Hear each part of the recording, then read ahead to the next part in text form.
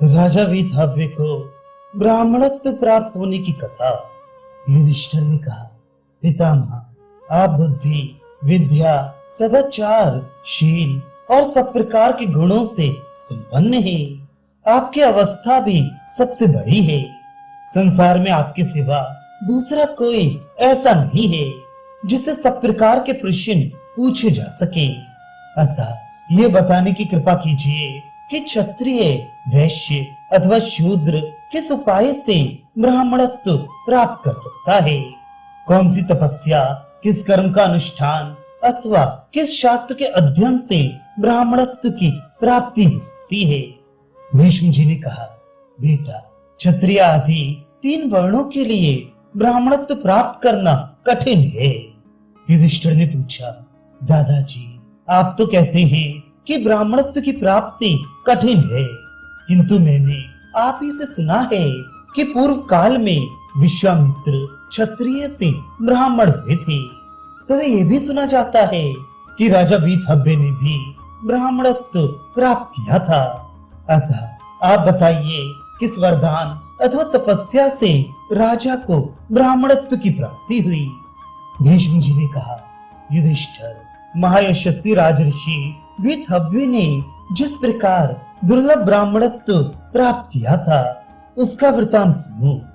पूर्व काल में धर्म पूर्वक प्रजा का पालन करने वाले महात्मा मनु के एक धर्मात्मा पुत्र हुआ जिसका नाम था शर्याति। शर्याति के वंश में राजा वत्स हुआ। उसके हय और तालजंग नामक 2 पुत्र हुए। ये दोनों ही राजा थे। हय का ही दूसरा नाम वीतहव्य था। उसके 10 स्त्रियां थी।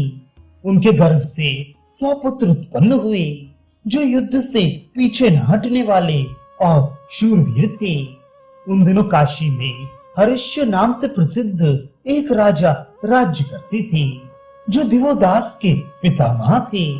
वीतहव्य के पुत्रों ने हर्ष्य के राज्य पर चढ़ाई की और उन्हें गंगा यमुना के बीच प्रयाग के निकट युद्ध में मार डाला।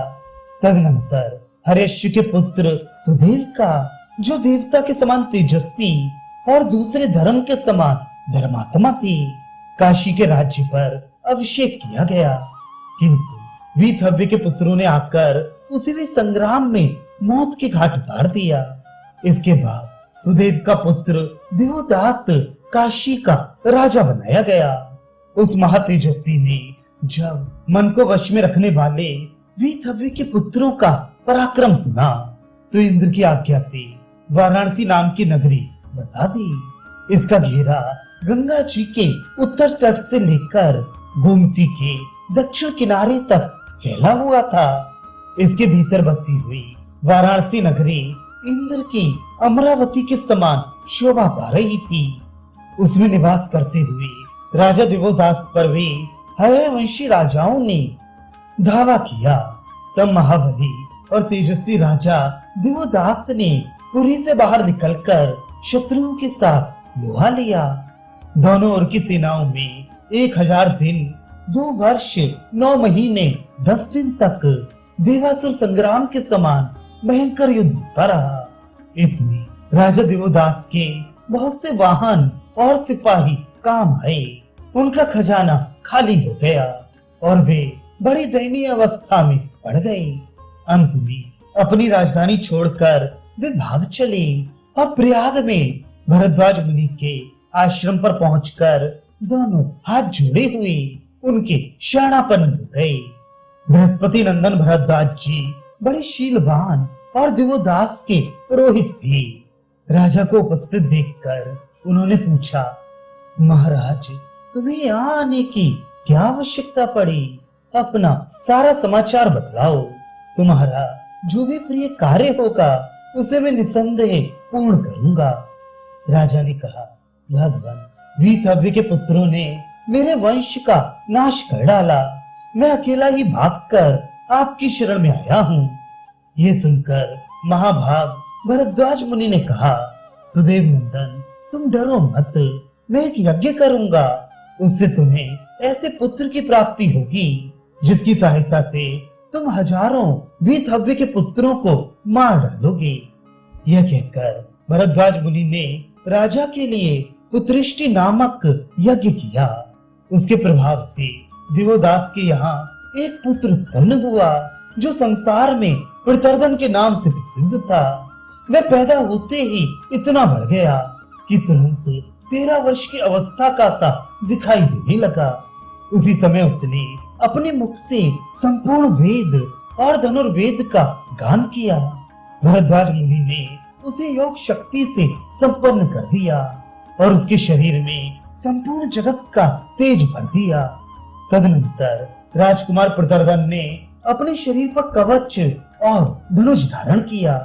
उस समय देवऋषि गण उसका यश गाने लगे। वह ढाल और तलवार बांधकर अपना धनुष टंकारता हुआ आगे बढ़ा। उसे देखकर राजा दिवोदास को बड़ी प्रसन्नता हुई और उन्होंने प्रतर्दन को युवराज बनाकर अपने को कृतकृत्य समझा। इसके बाद दिवोदास ने शत्रु दमन प्रतर्दन को वीतहव्य के पुत्रों का वध करने के लिए भेजा। पिता की आज्ञा पाकर वह शत्रु विजयी वीर हय नगरी की ओर चला और रथ पर बैठे ही बैठे गंगा के पार होकर तुरंत ही वहां पहुंच गया। उसके रथ की घोर गड़गड़ाहट सुनकर विचित्र ढंग से युद्ध करने वाले हय राजकुमार कवच से सुसज्जित होकर नगरकार विशाल रथों पर बैठे हुए पुरी से बाहर निकले और बाणों की वर्षा करते हुए प्रतर्दन पर चढ़ाए। तब उस तेजस्वी राजकुमार ने अपने अस्त्रों की वर्षा से शत्रुओं के अस्त्रों को रोक दिया और वज्र एवं अग्नि के समान प्रज्वलित बाणों तथा भल्लों से उनके मस्तक काट डाले। है वीर खून से लथपथ होकर सैकड़ों और हजारों की संख्या में धराशायी हो गए। उस समय वे जड़ से कटे हुए पुष्पित पलाश के वृक्षों के समान दिखाई दे रही थी। पुत्रों के मारे जाने पर राजा वीतहव्य नगर छोड़कर भाग गए और भृगु जी के आश्रम पर जाकर उन्होंने महर्षि की शरण ली। भृगु जी ने राजा को अभयदान दे दिया। इतने ही में उनके पीछे लगा हुआ राजकुमार प्रतर्दन भी वहां आ पहुंचा और आश्रम में जाकर बोला, इस आश्रम पर महात्मा भृगु के शिष्य कौन कौन हैं? वे लोग उनके पास जाकर मेरे आगमन की सूचना दें। मैं उनका दर्शन करना चाहता हूँ। महामुनि भृगु को जब प्रतर्दन के आगमन का समाचार मिला तो उन्होंने आश्रम से बाहर आकर उसका विधिवत सत्कार किया और पूछा, राजेंद्र बताओ मुझसे क्या काम है? राजकुमार ने उनसे अपने आने का कारण बतलाते हुए कहा, ब्राह्मण राजा वीतहव्य को यहाँ से निकाल दीजिए। इनके पुत्रों ने मेरे समस्त कुल का विध्वंस किया है। काशी का सारा प्रांत उजाड़ डाला है और वहां की रत्न राशि भी लूट ली है। इन्हें अपने पराक्रम का बड़ा घमंड था, किंतु इनके 100 पुत्रों को मैंने मौत के घाट उतार दिया। अब इनका भी वध करके मैं पिता के ऋण से उऋण हो जाऊंगा। ये सुनकर धर्मात्माओं में श्रेष्ठ महर्षि भृगु ने दया से द्रवित होकर कहा, यहाँ तो कोई भी क्षत्रिय नहीं है, ये सबके सब ब्राह्मण ही हैं। सत्यवादी भृगु का ये यथार्थ वचन सुनकर प्रतर्दन ने उनके चरणों में प्रणाम किया और अत्यंत प्रसन्न होकर धीरे से कहा, भगवान यदि ऐसी बात है तो भी मैं कृतार्थ हो गया, क्योंकि मेरे पराक्रम से इस राजा को अपनी जाति त्याग देनी पड़ी। अब आप मुझे जाने की आज्ञा दें और मेरे कल्याण का चिंतन करें। भृगु जी ने प्रतर्दन को जाने की आज्ञा दी थी और वह जैसे आया था वैसे ही लौट गया। इस प्रकार भृगु जी के वचन मात्र से राजा वीतहव्य ब्रह्म ऋषि हो गए। क्षत्रिय होकर भी भृगु जी की कृपा से उन्हें ब्राह्मणत्व की प्राप्ति हो गई।